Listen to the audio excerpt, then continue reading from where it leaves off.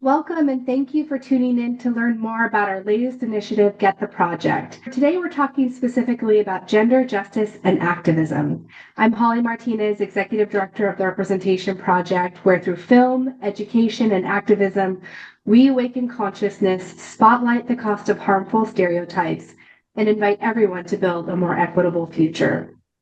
If this is your first time joining us, I want to take just a minute to share a little bit about our initiative, Get the Project.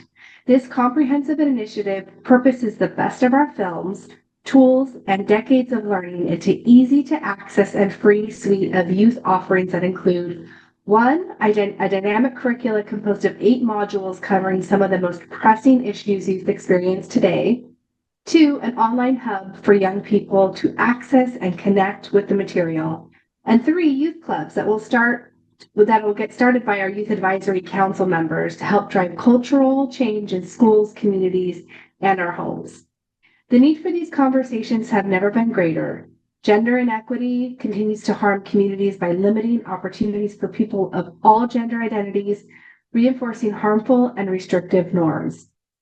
It's crucial that we equip the next generation with tools to challenge and break these barriers. This is the essence and the intention of Get the Project. Today, we're so excited to focus on the final workshop in our gender equity training curriculum, the Gender Justice Activism Workshop. This workshop explores a history of gender justice and honors the trailblazers who came before us while empowering young leaders to shape the future. I'm honored to introduce some of the brilliant leaders who have taken bold steps towards creating a more equitable world. First with us in this panel is Chelsey Goodan, speaker, changemaker, and best-selling author of Underestimated, The Wisdom and Power of Teenage Girls. She has 16 years of experience mentoring girls and promoting gender justice. She teaches communication strategies that foster psychological safety and authentic connections. Featured on NBC and Oprah Daily, Chelsey empowers parents and leaders to better support young women and inspire empowerment. Thank you, Chelsey. Next with us is Maegha Ramanathan. Maegha is a high school student, co-founder of Girls for Sports, and just announced as a new Youth Advisory Council member joining the Representation Project. Welcome, Maegha. She has been advocating for gender equity in sports since the age of 13. Her organization, Girls for Sports, creates safe spaces for girls in underserved communities to participate in athletics, promoting inclusivity and breaking down barriers to access. And finally, John Maida, a high school student and also a new member of our Youth Advisory Council at the Representation Project, is a strong advocate for healthy masculinity. Known for his thoughtful writing and leadership, John is committed to promoting gender equality and respect within his school and community. He volunteers with Sanctuary for Families, helping organize events and fundraisers to support victims of domestic violence and their children. Thank you, John, for being with us. So I'd like to start with each of you with our very first question. What inspired each of you to get involved in gender activism? John, why don't we start with you? All right. So the reason I got involved in gender activism is because of my abuela Lupe. When I was in middle school, she screened the Misrepresentation movie for a nonprofit that runs a shelter to help survivors of gender violence. She lived in a shelter like one, and she decided she wanted to raise money for one when she grew up. In the movie, seeing how women were portrayed in Hollywood opened my eyes to gender inequality. For example, Batman saves the world in a fully armored suit, but Wonder Woman does the same thing in much less attire. My sister also inspired me as she studies computer science in college. Seeing her be one of the only women in her class is worrying, and yeah. Thank you, John. All right, Chelsey, what inspired you to get involved in gender justice activism? Oh, you're muted.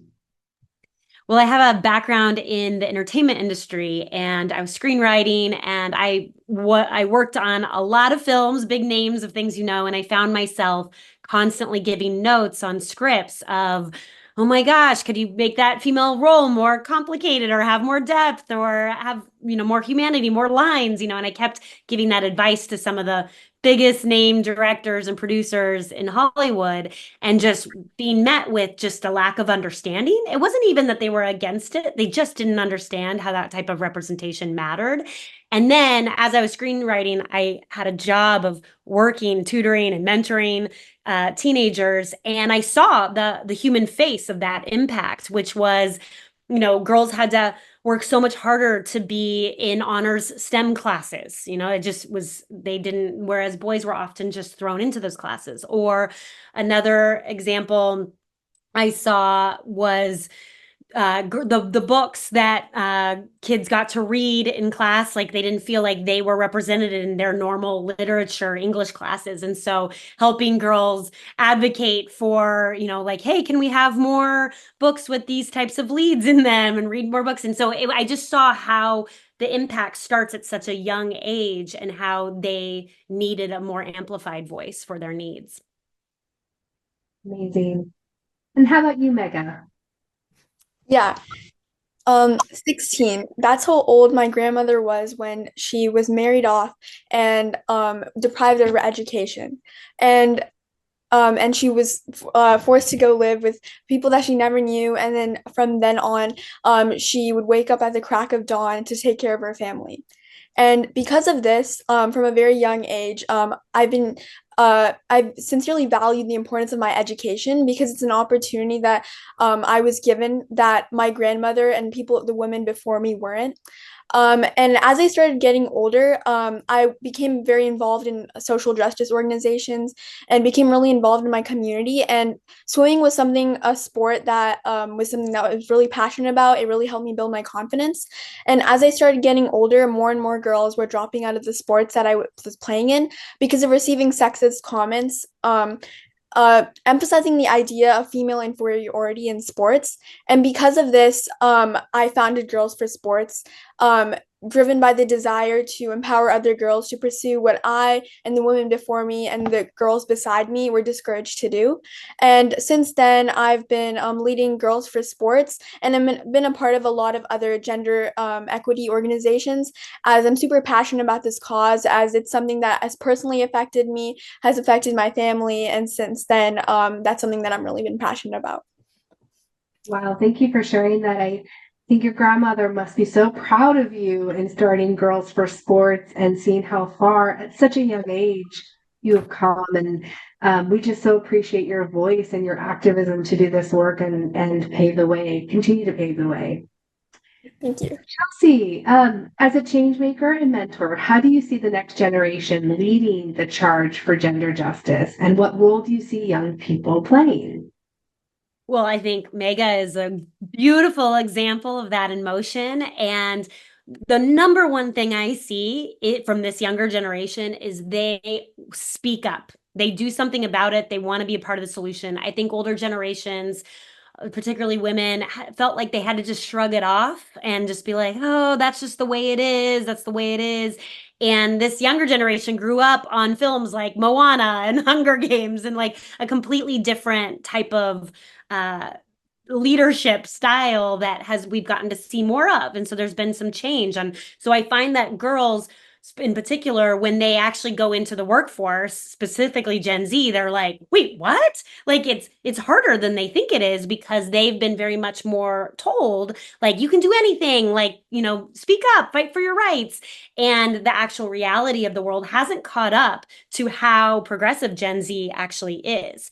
And so another reason I got into gender justice activism that I didn't say before is honestly gender-based violence and the amount of girls that have shared with me about their own personal experience of facing violence and sexual harassment. And that just devastated me in terms of like needing to be part of that solution. And so I've also seen girls speak up without shame and without stigma that past generations, I don't think felt like they could in the same capacity. And this generation has been like, well, I got to make it better for the next girl and the next woman who might face that. And so an example is like one of my girls, when she went into the workforce or like she got an internship with a political campaign, And she ended up facing some sexual harassment when she was going out to at donor events. And she, I think there's a history of where they were shrugging that off. And now she went straight to her boss and told him about it. And there were changes made. And that's what I see happening with Gen Z in a bigger way than I've ever seen with past generations. And that is so exciting to me. So it's quite simply using their voice and speaking up. But then, there's girls like Maegha who are like, I'm going to take it even further. I'm going to create a true solution. And that's where there's so much hope. I love that. I find it, even being a mom myself, raising a 10-year-old daughter and 14-year-old son, especially on the girl side, there is this empowerment, like use your voice, you deserve better and more, ask for what you want. With this sort of fighting back of our culture and our society saying, like, girls, you still have to be quiet and meager. Don't think you're all that. There's that author who wrote, like, the girl who thinks she's all that, right? How do we challenge that? I kind of want to draw this out a little bit more, Chelsey. How do you help young girls or gender offensive youth use their voice while society is saying, still challenging whether or not they are allowed to feel as confident as they do about their rights and where they belong in our society? Such a good question. And, my book quotes the actual girls themselves constantly. And so the one thing I heard over and over again from over 100 girls I were involved in writing this book was how much they were told to not be cocky, not have an ego. And like that was some big, horrible thing that a woman could do, is actually speak about her achievements and say that she's good at more than one thing. And girls were terrified of that. And so I started helping them like take up space. And what does that messaging look like to tell a young girl that she can take up space, that she's not going to get some stereotype slapped on her? And I think how we stereotype specifically young girls as emotional or dramatic or mean girls, right? These labels have an impact that is not helping the bigger picture, because a teenage girl will hear that and absorb it and be like, okay, well, guess I'm just a mean girl and like there's nothing out there. But how we use our own words and how we decide to message to the larger community of like, what if we create a community of girls supporting girls where we can all succeed? There's an abundance of ways that we can all succeed together. And again, I think past generations, there has been limited space at the table, right? They really only were hiring one woman, and women were taught to compete for that role. And I think again, Gen Z is super exciting in that girls are like, no, girls support girls. Like they're actively changing that narrative. And we need to be really careful about the words we use, how we tell a girl, no, go ahead and brag about yourself. I want to hear all your accomplishments. Tell me all of them. And a girl's like so uncomfortable at first, but we have to invite the shift also. I love that. I'm gonna use that with both of my children, actually. I'm gonna mix it up a little bit. John, I'm gonna go to you next because I think this is an important part of the conversation. So in the Get the Project curriculum, gender justice activism is emphasized as a movement for everyone, regardless of your gender identity. So Chelsey talks about girls supporting girls, but I would love to hear your thoughts on the expansive way we support each other. Why do you think it's important to talk about healthy masculinity and have people of all gender identities involved in breaking harmful and restrictive gender norms? Yeah, for sure. I believe that everyone needs to be part of fighting for equality. It's not up to the underrepresented group in a community to fight alone. And I was raised to express my emotions, learn from others, and be okay being vulnerable. Although I do not know what it is to live as another person, I ask questions, understand harmful gender norms. My sister tells me as an ally, I should talk less, listen more. And I do believe that diverse groups always make better decisions because they take into account everyone's perspective.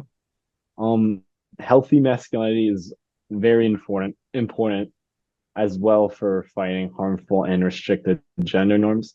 It is also important to have healthy masculinity for men because they often are taught to mask their feelings and not voice their true opinions. And so I believe the fight for gender equality is not just for women, but also for like all genders. But yeah. Well, thank you for that. It sounds like I love hearing the dynamic between you and your sister. You guys have a really great, trusted, open communication about what it means to be there for each other. And I really love the term healthy masculinities in a previous panel from former and executive director, Dr. Caroline Heldman. She really talks about using healthy masculinities, not toxic masculinities, because we know that there are healthy elements to our gender across the board, and it's really about honing in those aspects. Listen more is great, John, but also speak up when you see bad situations and be that ally, be there for people when they need it most. So thank you for that. Okay, back to you, Maegha. Gender justice activism Get Workshop emphasizes the history of how we got this moment and honors the change makers who paved the way. Why is it so important to learn this history, and how does understanding the past help us shape the future for gender justice activism? I'm sure you can share a bunch of examples from the Title IX work and so many activists who've paved the way in sports, but what's your take on this? Yeah, for sure. I think using history is something that's really important for young change makers to understand as it propels change for the future. We need to understand how we came to the moment that we are here today. Even something as simple as my grandmother's story, her story is history for me to understand the importance of me having an education and then using my platform to like create more platforms for other girls as well. But beyond that, understanding how we got to this moment, like the Get curriculum does a really good job of telling us like getting the women's right to vote and the Seneca Falls connection and policies like Title IX. Understanding how we were able to come to the current moment is something that's so crucial, as we're able to utilize stories of Patsy Mink or other female trailblazers who helped us get to this moment. And honestly, it's a huge role model to people, young change makers like me, so that we understand their resilience and their perseverance. As in the current status quo, I might think right now, like there's still a lot to be done. There's a lot of societal barriers for women in regards to like sports or just equity and access in general. But to come to this moment, there are so many trailblazers and women who were here before this, and that really is like really gratifying and gives us motivation to keep going in this journey. And there's still a lot to do, and it's great to see these role models. And yeah. Yes, absolutely. I have a feeling in like 20, 30 years, we're going to be like, and Maegha Ramanathan, who is an amazing trailblazer. So many good points that you make. So as we hear from so many great voices and young voices who, like you said, Chelsey, know the topics, they're so well informed, they're so passionate about what they know that they want to have happen in our world. How can we as parents, educators, and community leaders support young people and young activists who are part of programs like Get the Project, and how can they create an environment where activism can thrive? So I'm going to get pretty specific. It's a great question. And it actually has making sure that any adult who has a kid who they want to support in any capacity needs to make sure that they are always sourcing the answers from the kid themselves, from the teenager themselves, and actually seeking to understand what they care about, what lights them up, what they're passionate about, what kind of change they want to make. Because what I see happen a lot is teachers, parents, and so on come in with their idea of what they think the kids should be doing. And it squashes a lot of their momentum. And then they kind of get put in a box, and it feels like they're all just doing it for a college application, and it feels really forced. But when you actually ask, like, what lights you up? What is the cause that weighs on your heart at night? And when you have a kid tap into that, a teenager, then there's a lot more natural motivation for them to do extraordinary things. Clearly, Maegha is really connected to this topic, and that's what has equipped her with the energy to be able to build something so beautiful. And it's and it seems kind of obvious, like listen to them, but I'm kidding. I have seen it happen where we're not listening to them so extensively and telling them what they should do. And so, for example, like girls constantly tell me how bad their sex education curriculum is in their schools and how badly they want changes with that, right? And that's an uncomfortable topic for a lot of parents. They're like, oh, sex education, I don't know if I want my kid advocating for that, or, you know, that's just a new space for them. They don't understand. But in listening to kids and understanding, you know, you come to learn that consent isn't taught in many of our states and, you know, required to be taught in our curriculums. Like these things are uncovered where you start realizing how bad it is. And I find parents don't even realize how bad it is until you start asking your kid, well, what are you being taught in it? You know, and there's a gap that there needs to be a lot of listening from the adult to the person who wants to create the change. And also like using their natural talents. So I have one girl who was horrible at math, but she was really good at throwing parties, right? And I like listened, well, how could we blend that with you wanting to help build this school that's in El Salvador? Like it was this really interesting idea she had where she wanted to help this community she was connected to in El Salvador. And she ended up throwing an entire party and fundraiser.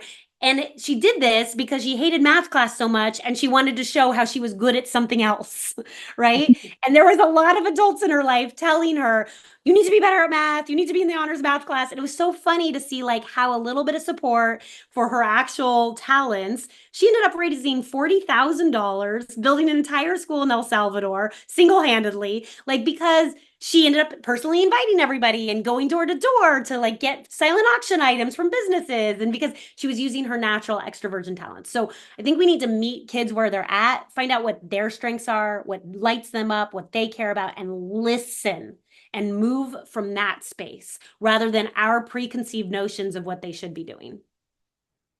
Beautifully said. Thank you so much, Chelsey. Okay, Maegha, John, we're listening. This is your moment then. Can you tell us, I'm taking Chelsey's words here, can you tell us, what actions can we take or can anybody take to advance, gender equity and create equity in your own lives and in your communities? Like, what actions can we take and what should we know? What keeps you up at night, to quote Chelsey again, that you care most about, that we really need to hear and listen and help meet you all halfway to make it happen? And I'll start with you, Maegha.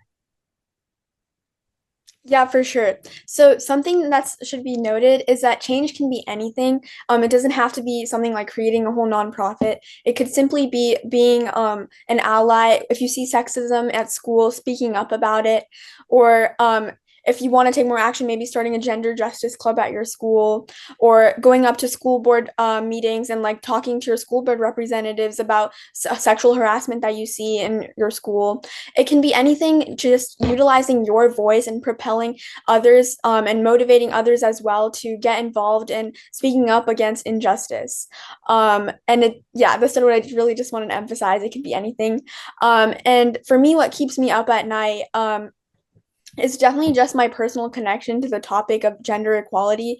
It's something that I personally, gender inequality is something that I've faced in my life, and I've seen people before me have faced in their lives as well. And I think so every time when it seems like the journey of like the partnership calls, or like if we're trying to get policy passed, the journey seems never ending. I always go back to that moment on why I started Girls for Sports, or why I even got involved in this, and thinking back to those moments of why you do what you do really helps me stay motivated and passionate in the causes that I'm involved in. Fantastic. Thank you. I heard you, Maegha. How about you, John? Yeah, I mean, that was a good answer. But for me, I guess small examples, I can speak from my perspective, um, as a boy. I mean, there's not many like men or boys who kind of speak out about this problem. So kind of just like, talking to kids like my age who are like boys and who don't really like see the injustice that there is. Just like having basically just educating them, also collecting feedback and seeing where others are coming from, but also just making sure that your community is diverse by talking to other people that you might not always talk to. try to basically just make everyone be a good community and a tight knit one. But yeah, Thank you, John. One thank thing you. you mentioned was like men and boys don't necessarily talk about these issues as much as you hear it, at least from your perspective. And I want to emphasize that the Get the Project has these incredible modules for anybody who is unsure how to approach some of these challenging topics. It walks you through activities, conversations that can either be peer-to-peer led. So if you don't want to have an adult in the room and you want to connect with your peers at a club or in school or after school, this is something that we hope will equip you all to take these conversations in ways that will really land for you. It was created by our Youth Advisory Council, or in partnership with our Youth Advisory Council last year. So, Chelsey, to your point, was this centered and led by youth voices? Absolutely. Yes, I know, which is why I love it so much. So, and I think as we move forward, our next Youth Advisory Council will continue to refine it, and you all will be working on handbooks and ways to make communities this easier for communities to engage in. And so I just want to say thank you as we close out this panel. I promised everybody a dynamic, brilliant group of people, and we delivered with John, Chelsey, and Maegha, who are just so gracious in sharing their honest experiences and opinions to help us really talk about Get the Project and move the conversations forward in meaningful ways. To everyone watching, thank you for being a part of this important conversation. We hope you leave feeling inspired to take action, whether it's through small, everyday steps. As Maegha said, it doesn't have to be starting a nonprofit, but what can you do? Or as John said, what conversations can you have? Or to quote Chelsey, how can we listen more and meet halfway? To really, challenge harmful gender norms and promote equality in our communities. We encourage everyone to use our tools and really knowledge-based curricula. It is free. It is no cost. We created this public good for public consumption, and we hope that you will visit us at therepproject.org to download it today.